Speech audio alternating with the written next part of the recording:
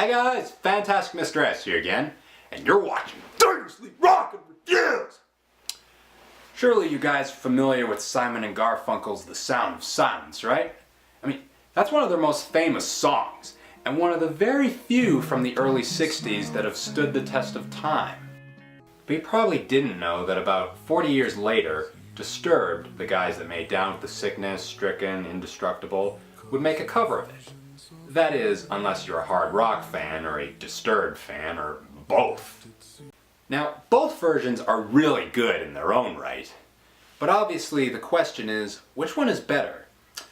The Simon and Garfunkel original, or Simfunkel as I'm going to call it for brevity's sake, or the Disturbed cover?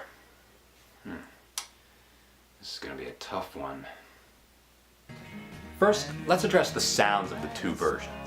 The Simfunkel version is an ominous but also laid-back acoustic guitar piece, with an electric rhythm section being added in a year after it was recorded. The Disturbed version, while it's still got that ominous vibe to it, is far more epic and operatic, and the way they did it is quite uncharacteristic of them. Although the sound they went for, while it makes sense, is the same kind of epic symphonic sound you've heard artists like Adele and Christina Perri use for so many years. It's nothing really new.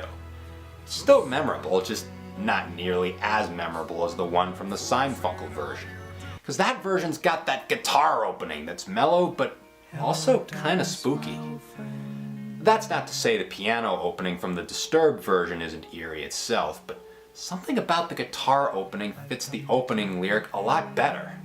Then again, it's probably because of how often we hear that kind of piano intro, and how little we hear a guitar intro like that. And let's not forget the drums on the Simfunkel version. Yeah, it's that typical drum track you've heard in most songs at the time, but surprisingly, this one really sticks with you, especially its drum fills. On the Disturbed version, instead of the drum set, they went for those timpani drums, which, given the sound they went for, is a wise move. But again, they don't stand out as much as the drums from the Simfunkel version, and that's why I prefer the Simfunkel version's instrumentation. The vocals, on the other hand, they're the other way around for me. Don't get me wrong, Paul Simon and Art Garfunkel are really talented singers and musicians, and individually, they've got enough character for me to be invested in them. Fool said I do not know. Silence like a cancer grows. Hear my words that. But Disturbed's frontman David Draymond, he's just something else entirely. He's got range, he's a badass, he's percussive, he's almost everything you could want in a vocalist, especially a metal vocalist. And here, it really shows. I always knew he could sing great, but I never heard him sing like he's calling down from the heavens until I heard the Disturbed version of The Sound of Silence. And hearing that just filled me with awe. And the people bowing parade to the neon god they made. And the sign flashed out its warning. And the words that it was forming. And the sign said the words on the prophets are written on the subway walls. Sadly, I never got that with the Simfunkel version. What I did get, though, was a sense of warmth from their vocal harmonies. And that was always part of Simon and Garfunkel's charm. Well, that and their songwriting abilities. On top of that, Draymond's performance on the Disturbed version is a lot more dynamic than the vocals on the Simfunkel version. He starts off by singing in a lower register, but as the song progresses, his delivery keeps getting more and more powerful, and he just sounds amazing throughout. Make that almost throughout.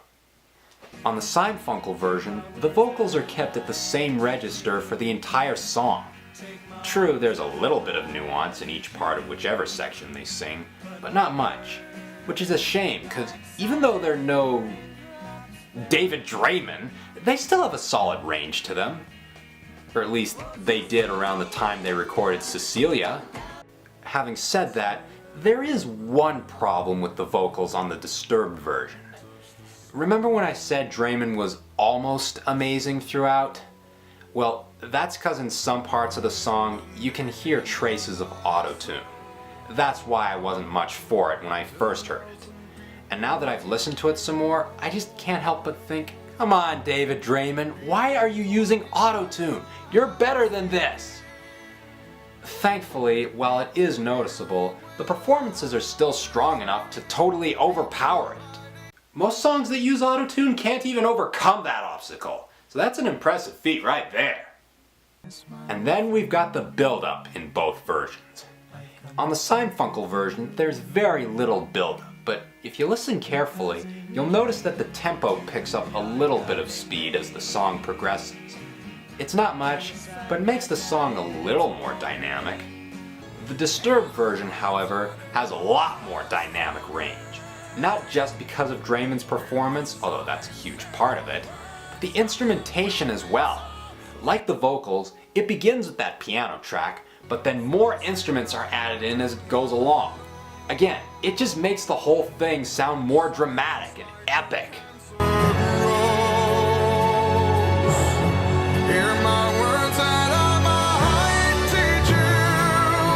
So, that's everything I gotta say about the two versions of The Sound of Silence.